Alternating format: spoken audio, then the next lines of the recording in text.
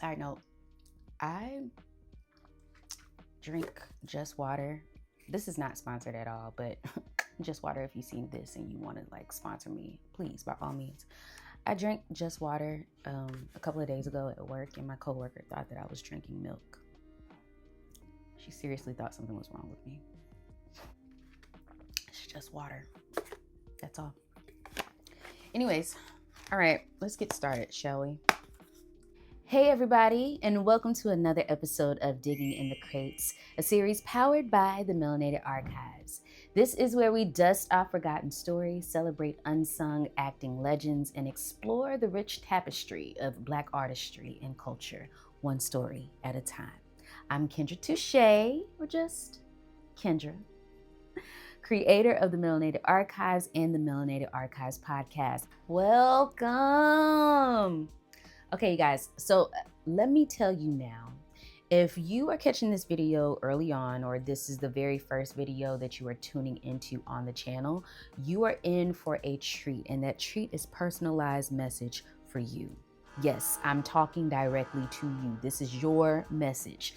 Today's episode is like none other. It's a telltale sign and a word of encouragement to never, ever, ever let fear keep you away from your dreams. We're diving into the life of Mr. Charlie Barnett, a comedy genius whose natural talent and charisma made him a legend in the streets of New York City. But Barnett's story is also one of heartbreaking missed opportunities. In 1980, Charlie Barnett was this close to landing a spot on Saturday Night Live, a spot that ultimately went to Eddie Murphy.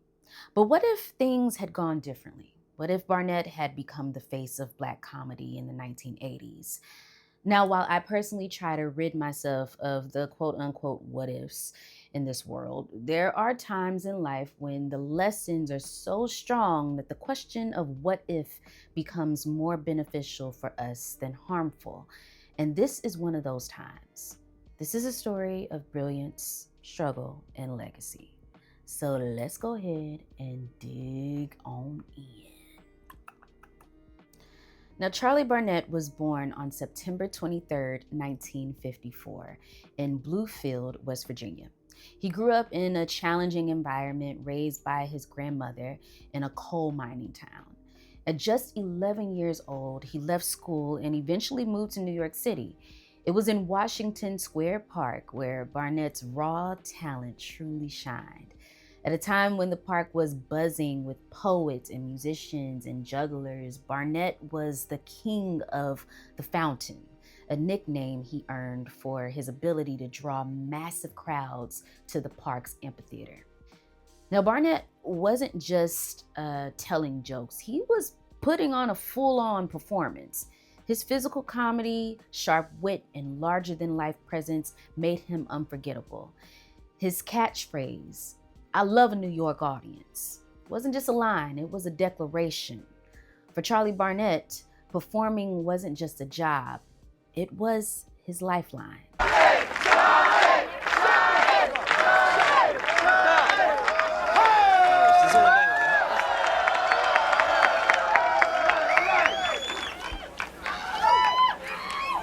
We got a nice crowd here. I love a New York audience. I mean, look at this crowd. We're in the Village. I love the Village. We got a nice mixed crowd. I mean, look what we got. We got white folks. Yeah. We got Black folks. We got Puerto Ricans. Puerto Ricans. Puerto Ricans. Now, before we get into the nitty-gritty deep end of how the coupling of this fresh comedian, Charlie Barnett, and the wildly popular sketch comedy show Saturday Night Live came to be, let's take a mini detour to talk about the show in relation to its Black cast members. Now, SNL premiered on October 11th, 1975, and was created by Lorne Michaels. Originally called NBC's Saturday Night, it quickly became a cultural phenomenon with its mix of sketch comedy, satire, and musical performances. Now, of course, in 2025, we all know how many careers of legendary comedians like Eddie Murphy, Tina Fey, Will Ferrell, the list goes on and on and on, were launched on the show. And while it is absolutely true that over the decades, SNL has evolved with the changing times, remaining a key player in American comedy and political satire, we can't deny that the show also has had a complicated history with Black comedians. We can trace this back to Garrett Morris. Now, if you grew up in the 90s like me, you will remember him as Uncle Junior on the Jamie Foxx show. And if you want to take it back even further than that, he also played Stan Winters, the owner of the radio station and Martin Lawrence's boss on one of the best sitcoms of the 90s, if I do say so myself. King Garrett Morris was also the first Black SNL cast member in 1975.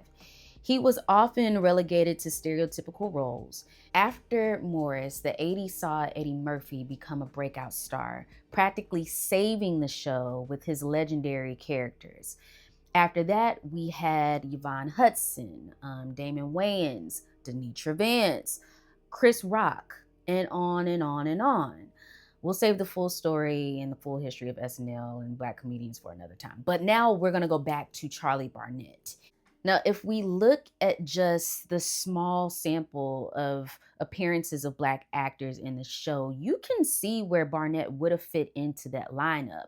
But as fate would have it, that story turned out very, very differently.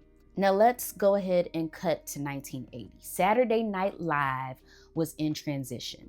After losing its original cast, the show was searching for fresh talent. Enter Charlie Barnett.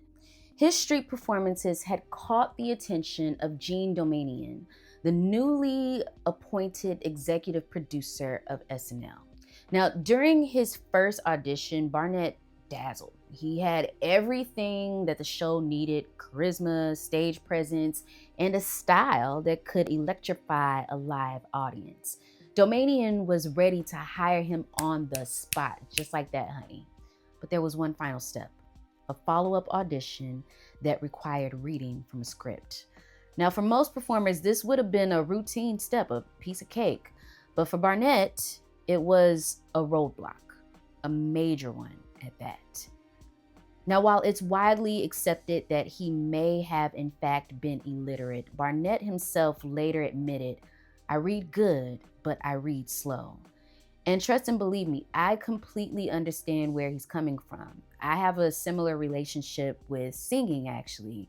Now, as an actor, sometimes I will go in, especially in theater, I'll go in for something that is a play, but then it'll be like a play with music. And I try to be very clear, and I've always steered clear from doing musicals because I know that my singing voice isn't trained. And although I could become a trained singer, all of my training has happened in the church choir, which is not a bad thing because there are some bad people that come from church choirs, right? And in the shower and just singing around the house and singing for fun. And I love doing those things, but it's when I feel like the pressure is on me, the insecurities of where my voice is and how it has developed can sometimes stop me. And a lot of times I have been known rather to not go in for musicals because I feel as though, well, my acting is great, but my singing, not on the level that they would probably appreciate. So that's why I say that I can understand how a particular ask from casting or a particular skill set can become a hurdle for a performer if one hasn't honed it or taken the time to actually get those muscles going so that they can become better at it. But I digress. Back to Barnett. Fearing embarrassment, Charlie Barnett skipped the second audition altogether. That decision changed everything. The spot Barnett was poised to fill, it went to none other than Eddie Murphy. Now, going back to the question of the day, what if? What if Charlie Barnett had faced his fear and attended that one audition? At the time, Eddie Murphy was just a 19-year-old newcomer, while Barnett was already a seasoned performer with a devoted following. Barnett's bold physical comedy style would have fit in perfectly into SNL's live format. Could Barnett have become the face of the 1980s Black comedy? Would he have gone on to headline movies like Beverly Hills Cop or Coming to America? And it's true, while Eddie Murphy's career skyrocketed, Barnett was left grappling with what might have been. But all was not completely lost, and I don't want to give off the impression that just because of that single decision that Barnett's entire career was doomed, because it wasn't. That moment was a pivotal moment, but it wasn't the end-all be-all. Now, despite that missed opportunity, Charlie didn't stop performing. In fact, he went back to what he knew best: entertaining crowds in the streets of New York City. And luckily, Hollywood took notice. In 1983, he landed a major role in the comedy DC Cab, and he became a reoccurring character on Miami Vice as Noogie Lamont. For a while, it seemed like Barnett's career was finally taking off, and by this point, his bitterness towards Eddie Murphy had softened. In an interview actually with Jet Magazine, Barnett said, "Now that I'm making it, I watch Saturday Night Live every Saturday." And while that might have very well been true, the other truth was that behind the scenes, Charlie was fighting a losing battle with addiction. Now, while Barnett's Hollywood career flattered, his influence in comedy remained strong. One of his biggest admirers was a young comedian named Dave Chappelle, who Barnett mentored in the early days of his career, and who ironically would go on to host SNL on numerous occasions. Chappelle has often credited Barnett with teaching him how to perform fearlessly. Barnett would share his stage in Washington Square Park and allow the young comedian to hone his craft right there beside him. Comedians like Jeffrey Ross also called Barnett's generosity and magnetic presence, describing him as a true performer's performer. Sadly, Barnett's life was tragically cut short.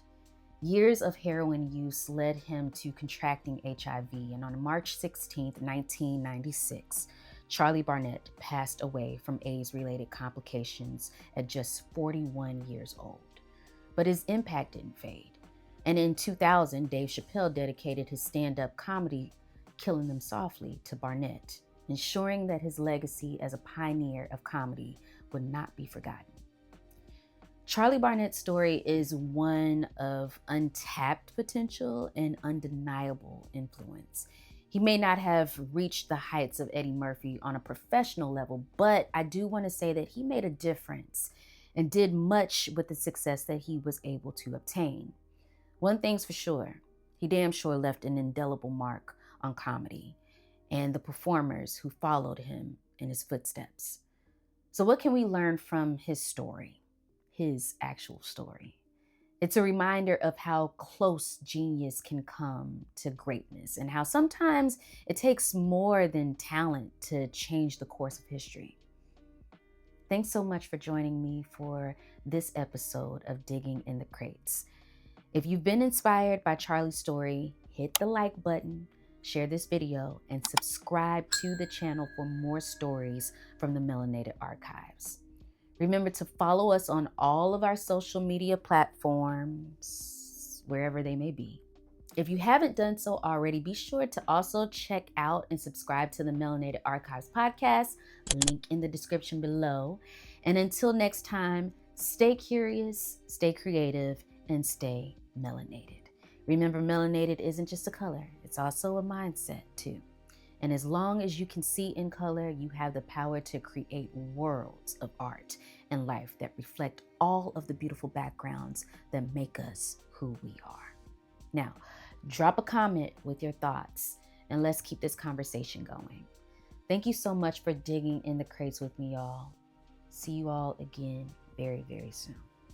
Peace.